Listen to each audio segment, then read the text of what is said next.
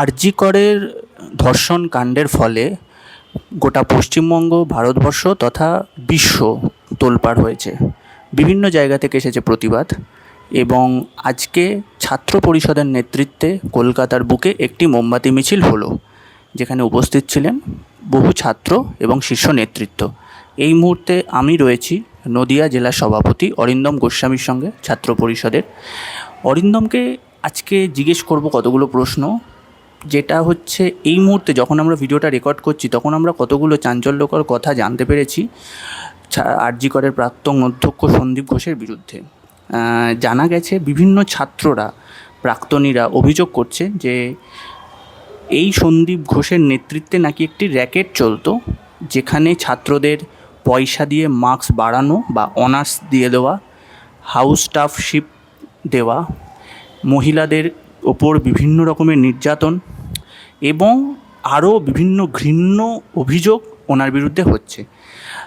কার্যত আজকে আমরা যেখানে বসে আছি সেই অফিসটি, এই অফিসে বাংলার রূপকার বিধানচন্দ্র রায়, ডক্টর বিধানচন্দ্র রায়ের বহু ছবি দেখা যায়। আমরা এই মুহূর্তে প্রদেশ অফিসে রয়েছি এবং সেই দলের একজন ছাত্র নেতা এই ব্যাপারটাকে কীভাবে দেখছে, সেই জন্য আজকে অরিন্দমকে আমরা জিজ্ঞেস করব।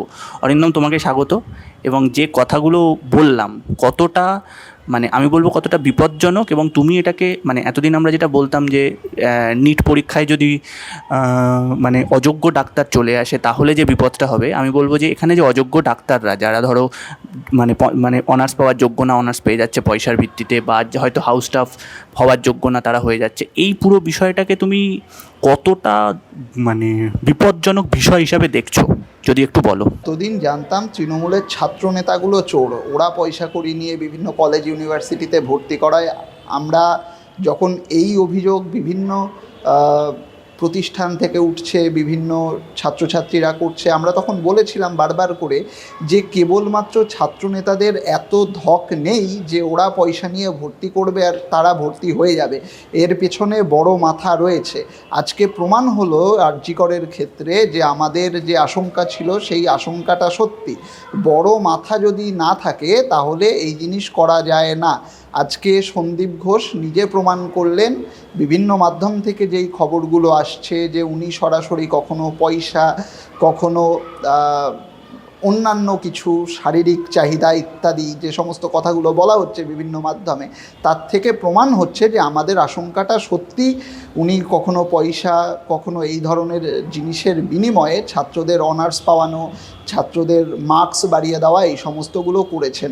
দেখো, আজকে পশ্চিমবঙ্গের প্রত্যেকটা ক্ষেত্রে যে দুর্নীতি হচ্ছে, এই দুর্নীতি করে প্রত্যেকটা জায়গায় অযোগ্য শিক্ষক, অযোগ্য ডাক্তার, ভুয়ো আইএএস, আইপিএস, এই সমস্ততে সারা পশ্চিমবঙ্গ ভরে গেছে। আমাদের প্রশাসন, আমাদের সার্ভিস দেয় যেই প্রতিষ্ঠানগুলো শিক্ষকের মতো, ডাক্তারদের মতো, সেই সমস্ত প্রতিষ্ঠান আজকে যদি ভুয়ো লোকজনে ভরে যায় তাহলে মানে আমার তো এটা আশঙ্কাই, তার সাথে আমার মনে হয় সারা পশ্চিমবঙ্গের লোকই আজকে সমস্ত সেক্টর নিয়েই চিন্তিত যে তারা এখন যদি জ্বর হয়, এখন যদি সর্দিও লাগে, তাহলে কার কাছে ডাক্তার দেখাচ্ছে, এই নিয়ে তারা অবশ্যই চিন্তিত। আর এটা রাজনৈতিক দল হিসেবে কেবল নয়, এটা একজন মানুষ হিসেবে আমাদের প্রত্যেকের কাছেই চিন্তার। অরিন্দম, একটা প্রশ্ন করবো, সেটা হচ্ছে যে আমরা দেখলাম আরজি করে ভাঙচুর হলো, কারা করলো সেটা বোঝা যাচ্ছে না, এবং আজকে মুখ্যমন্ত্রী রাস্তায় নেমেছে, যদিও মূল অভিযোগটা ওনার বিরুদ্ধেই উঠছে। তুমি এই পুরো বিষয়টাকে কীভাবে দেখো?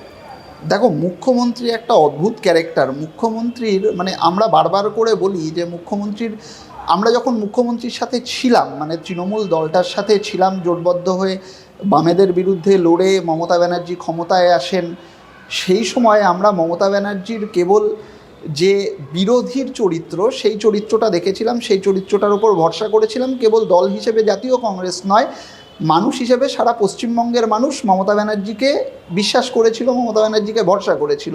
আজকে প্রশাসনিক দল হিসেবে মমতা ব্যানার্জি কতটা ব্যর্থ সেটাও সারা পশ্চিমবঙ্গের মানুষ, দল হিসেবে আমরা তো দেখছি, সারা পশ্চিমবঙ্গের মানুষের কাছে এক্সপোজড। এবার মমতা ব্যানার্জি তাই এই যে তার দুটো ক্যারেক্টার, যে প্রশাসনিক দিক থেকে ব্যর্থতাটা নিয়ে যেমন ওনাকে চলতে হচ্ছে অন্তত 24 সাল অবধি, তার পাশাপাশি উনি যে ওনার বিরোধী চরিত্র, সেই বিরোধী চরিত্রটাকেও পলিশ করার জন্য এই জিনিসগুলো করছেন, মানুষকে দেখানোর চেষ্টা করছেন ওনার যেটা স্ট্রং জোন, সেই জোনে খেলার চেষ্টা করছেন। কিন্তু পশ্চিমবঙ্গের মানুষ তো বোকা নয়, তারা বুঝতে পারছেন যে মমতা ব্যানার্জি নিজেই এই সমস্তগুলো করাচ্ছেন। হয়তো তার দলের লোকজন, নিজে যদি সরাসরি নাও হয়, মমতা ব্যানার্জি নিজের দলের লোকজন এইগুলো করাচ্ছে, মমতা ব্যানার্জি তাদের প্রশ্রয় দিচ্ছে। আবার উল্টো দিকে মমতা ব্যানার্জি যে ভিকটিম কার্ডটা খেলছেন, মমতা ব্যানার্জি যে বিরোধীর যে পরিসরটা, সেই পরিসরটাকেও নিজের দিকে নেওয়ার চেষ্টা করছেন, সেটাও আজকে মানুষের কাছে স্পষ্ট। মানুষকেই এবার বিচার করতে হবে যে মমতা ব্যানার্জি বিরোধী দলনেত্রী হিসেবেই বেশি কমফোর্টেবল, বেশি ভালো ছিলেন, নাকি শাসক দল হিসেবে বেশি ভালো। যদি মনে হয় মমতা ব্যানার্জি শাসক দল হিসেবে খুব সফল, তাহলে মমতা ব্যানার্জি আবার ক্ষমতায় আসবেন। সেটা যদি না হয়, তাহলে আমার মনে হয় মমতা ব্যানার্জিকে আবার, মানে যেই জোনে উনি কমফোর্টেবল, সেই বিরোধিতার আসনেই মমতা ব্যানার্জিকে আবার ফেরত পাঠানো উচিত।